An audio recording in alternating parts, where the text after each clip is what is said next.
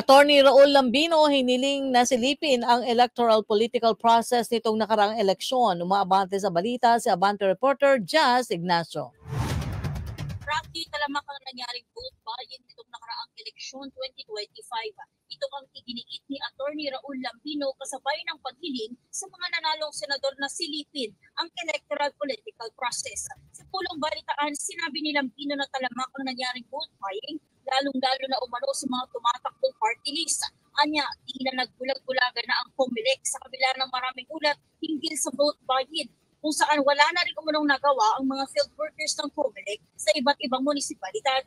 Ayon kay Lambino, dapat tingnan sana ang umano'y korupsyon sa electoral process.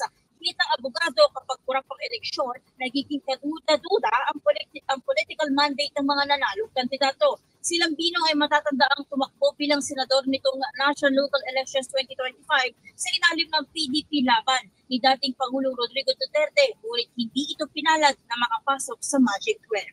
Ako, si Jess Ignacio ng Abante Radio, itong balita mabilis, mabangis, walang mintis.